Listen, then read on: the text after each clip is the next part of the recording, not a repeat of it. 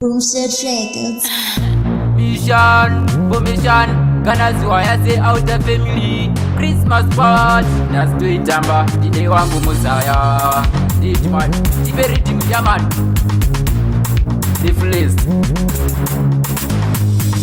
Christmas kusika kundobata New Year mafaro chete akona chinotimisa zvinhu zvingangoma asi hatiregedze kufara muvengi angandirongera asi ambondibata Christmas kusika kundobata New Year mafaro chete akona chinotimisa zvinhu zvingangoma asi hatiregedze kufara muvengi angandirongera asi ambondibata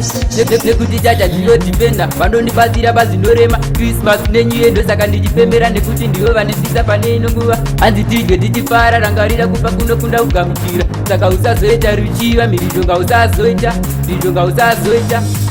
Christmas kusika kundobata New Year mafaro chete akona chinotimisa zvinhu zvingangoma asi hatiregedze kufara muvengi angandirongera asi ambondibata Christmas kusika kundobata New Year mafaro chete akona chinotimisa zvinhu zvingangoma asi hatiregedze kufara muvengi angandirongera asi ambondibata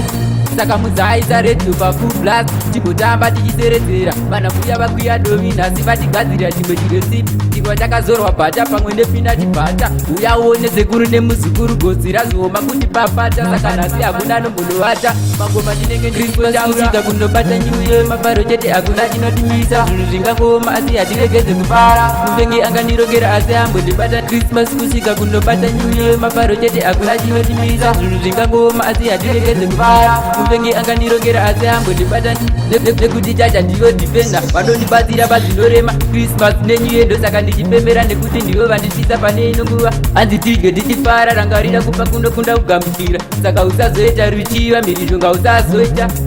usazoita Christmas kusika kundobata New Year mafaro chete akona chinotimisa zvinhu zvingangoma asi hatiregedze kufara muvengi angandirongera asi ambondibata Christmas kusika kundobata New Year mafaro chete akona chinotimisa zvinhu zvingangoma asi hatiregedze kufara muvengi angandirongera asi ambondibata Boomset Records.